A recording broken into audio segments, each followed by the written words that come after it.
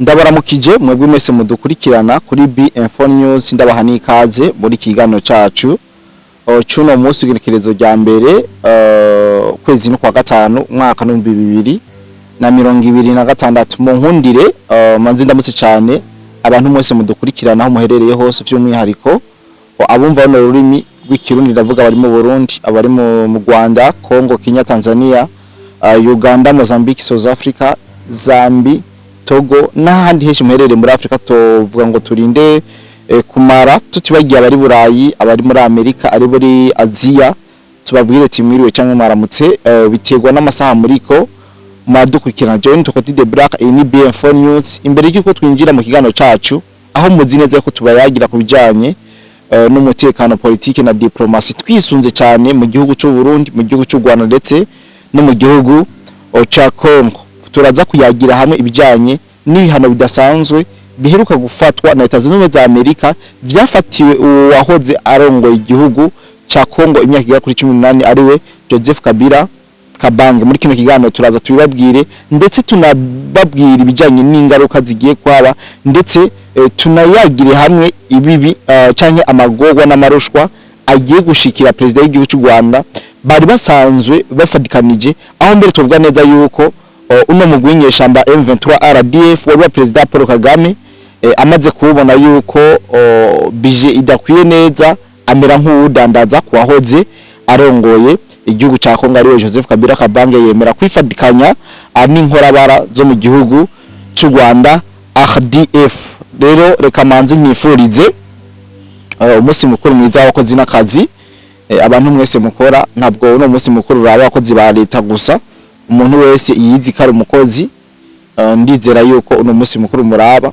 kare ndabifurize kugira umunsi mukuru mwiza kugira ibihe vyiza mugire amagara meza ndetse n'amafaranga kandi byose biva mu gukora rero muri kino kiganiro imbere yuko ndabacishijamwo ubutumwa budasanzwe bwatanzwe n'umwe mu banenga canke mu banegura ibikorwa bibi canke ibikorwa bibisha bikorwa na leta y'u Rwanda RDF canke FPR ariwe Badrama abenshi mwamenye kuri zino mbuga genda tanga ubutumwa navuga ko burashe mu nkundire manze ndabayagire kubijanye n'ibihano bidasanzwe vyarayibifatiwe uno mugabo yahoze ari mu president w'igihugu ca Congo nabwiye yuko uyu abifatiwe inyuma y'abatari bake mu gihugu cy'u Rwanda mu gisirikare bakomakomeye bagiye barafatigwa bino bihano ni Leta Zunze Ubumwe za Amerika canke Etats-Unis zafatiye ibihano wahoze ari president wa Republika Iharanira Demokrasi ya Congo ariwe Joseph Kabila Kabange mu bihano yafatiwe harimo gufatirwa amahera yose canke amatungo yiwe yose ari muri Leta Zunze Ubumwe za Amerika ibi tukiri ngaha mwibuke neza yuko n'inyuma y'ibihano vyafatiwe president Paul Kagame y'igihugu cy'u Rwanda amwe mu matungo canke inyubako zose afise muri Leta Zunze Ubumwe za Amerika zahise zija mu maboko ya Leta Zunze Ubumwe za Amerika murabizi yuko n'umuhungu wa Kagame yagerageje kuhiga umukiriya abagurira inzu cyangwa kugurisha inzu bari basanzwe bafite muri Leta Zunze Ubumwe za Amerika ariko ntivyarakundiye kubera ko bababwiye yuko atakintu bakigaba muri Amerika kubera ko president wabo cyangwa Kagame yavyonze aho uyu Kabila wewe bavuga yuko ntashobora gukoresha amahera canke ubudandaji biciye muri banki zikorana na Amerika canke zo muri Amerika eka nta n'abanyamerika agiye gukorana nabo imigambi Amerika imwagiriza ko yafashije umugwi w'abagwanyi ba AFC M23 RDF hamwe n'iyindi migwi yitwaje ibigwanisho ikorera mu buseruko bwa Republika Iharanira Demokrasi ya Congo muri Kivu zose yaba Kivu y'epfo canke Kivu ya ruguru bavuga ko izo mfashanyo za politike n'ibikoresho zituma intambara idahera muri ako karere bigatuma amahoro atigera aboneka ibi bihano bije vyiyongera ku vyaha Joseph Kabila yari asanzwe yagirizwa nk'ubugarariji no guhemukira igihugu akugwa ko ubudahangagwa ico bitwa immunité mu rurimi rw'igifaransa mu mwaka wa 2025 ndetse afatwa nk'ubuza amahoro mu biganiro vyariko birabera Washington DC ikitwabwa nuko ivyo bituma Joseph Kabila agenda arushiriza gukumirwa ku rwego mpuzamakungu naho we n'abamushigikiye bavuga ko ari ugukumira politike kugira ngo ntasubire ku butegetsi. Nibaza mwamaze kuba muvyumva rero mu nkundiye kire bashishirizamwo ibijinye n'ubwo butumwa, aho ari ubutumwa komeye cyane bwatanzwe n'umwe mu banyarwanda abo bita mu Rwanda impirimbanyi canke abagwana batera kazina muntu no gushira habona akarenganyo leta y'u Rwanda ikorera bene igihugu. Badrama yashoboye guca ashikiriza rero mu banze mukore subscribe ko atarabikora mufyonde kuri like ndetse munaze mu commentaire mu z'amashurwe canke amadrapo mutwege ko turi ku mega 5 kuri 5 rero kandi abasaye mukurikirana ino video naho butaha. Yes guys, nishimiye kuza akakanya kugira ngo tuganire by'iminota itarenze 5 cyangwa 7. Hari ibintu ubona amahoro akabura no kuryama bikanga. Ibi byo nanze kubirarana kubera ko hari ibintu inshuro nyinshi mbabwira mukagira ngo ni bya bindimo bya Badrama.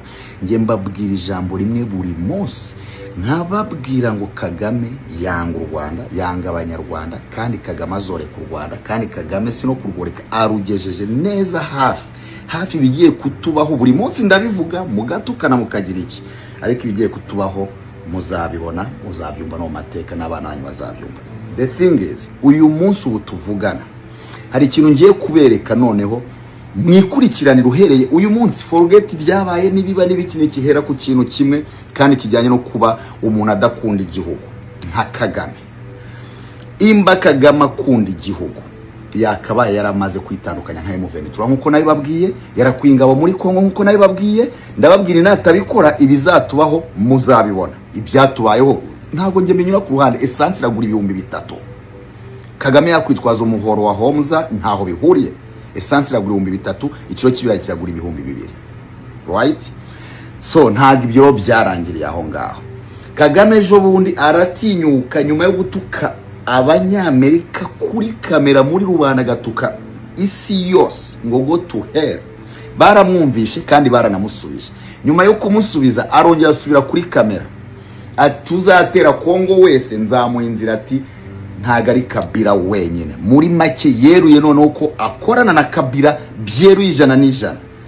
N'abandi nabo nkuko mbabwini Kagame ibyo yikarakasa ntabwo Kagame ari uri hejuru y'amategeko. Sinarubwo Kagame nta cyari cyo, ni president w'u Rwanda utanubaha abaturage ayoboye. Bivuze ngo nta n'icyari cyo kuva atanubaha n'abaturage ayoboye. Amaze kuvuga ayo magambo bongeye baramusubiza. Uyu munsi bamusubije, bamweretse ko ibyo atekereza n'ibyo ashaka gukora, kuko Kagame amaze ibyumweru bingahe ari muri plan, amaze ameza ngahe ashaka gufata M23 akayihandoringa Kabila. Nizo project za Kagame. Buri munsi amakuru mbanya afite umunsi ku munsi ava mu biyongozi bye, sibyo?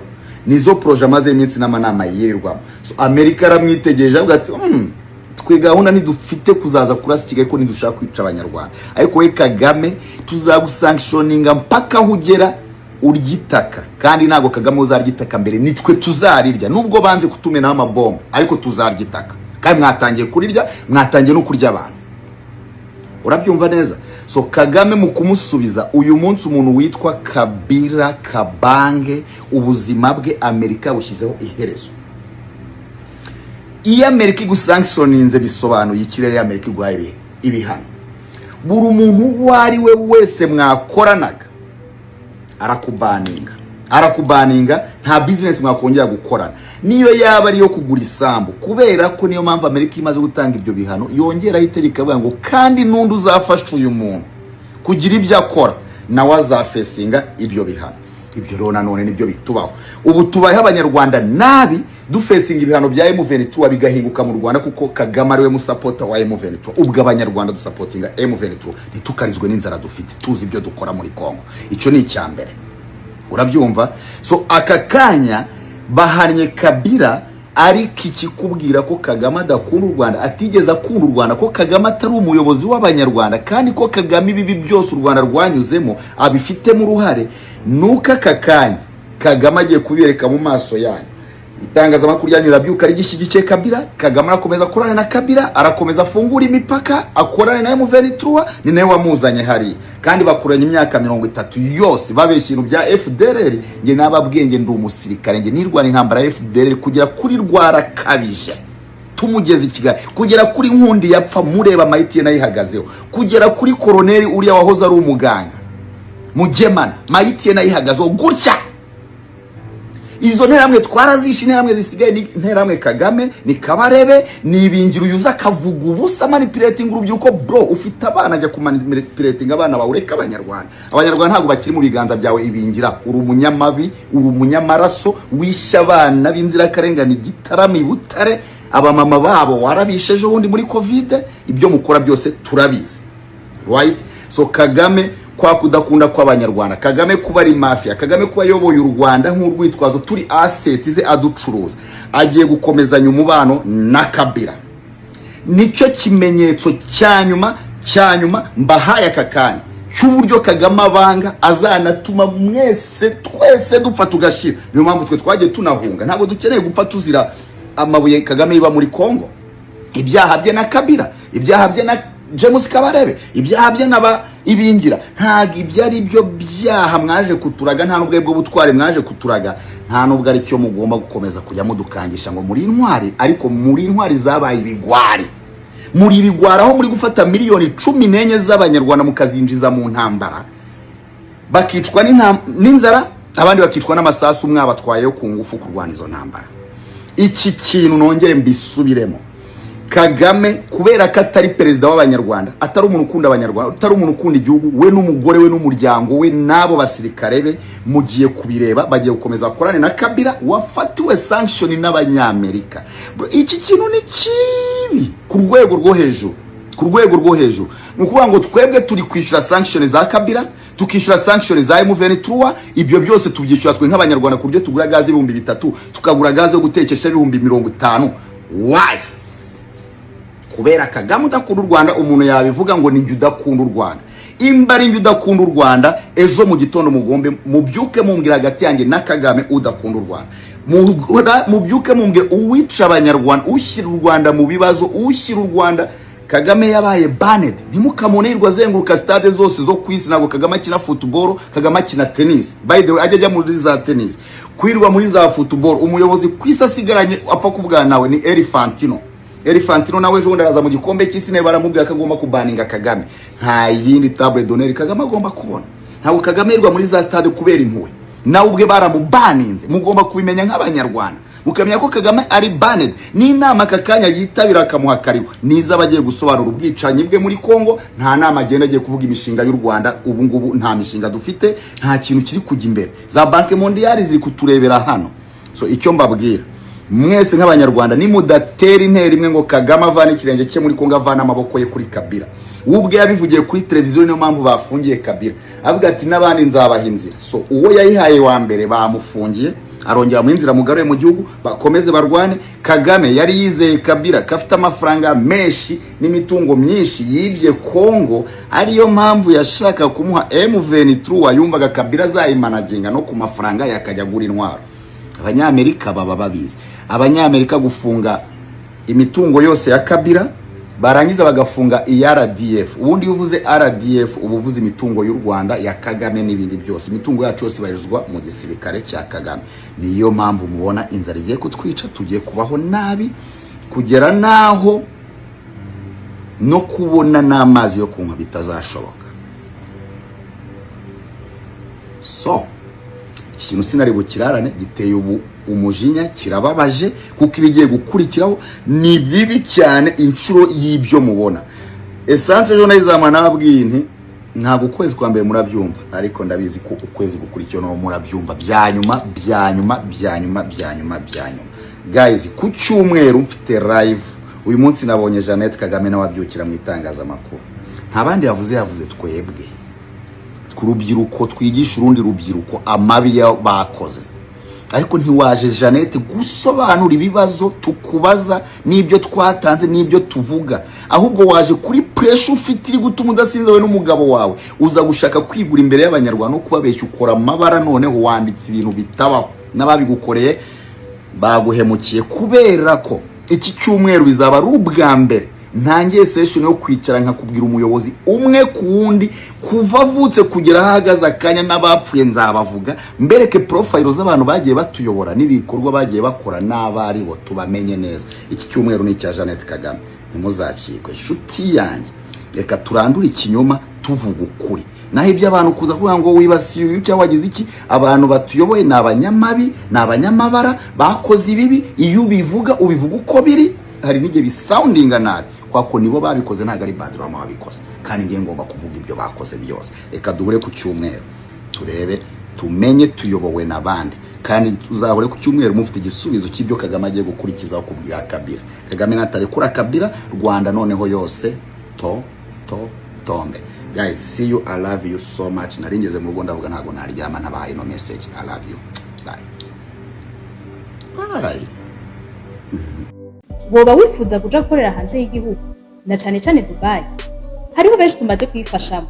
Akabijya kacu tubafasha kuronka visa byoroshe no kubaronkera ubuzi tubaronkera no gukurikira: ubwubatsi construction, ubushoferi driving, gushikana ibintu ku mukiriya delivering, gukora mu bubiko bunini bw'amasosiyete warehouse, gucungera ingo amasosiyete n'ibindi abo twita aba security.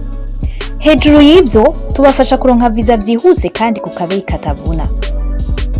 Dusange muri Mairie de la Ville, bureau numéro 6, canke mutwakure kuri +971 50 88 13 005 canke +257 79 90 29 73. Kuronka akazi hanze y'igihugu biroroshe cyane, hasigaye amahitamo yawe.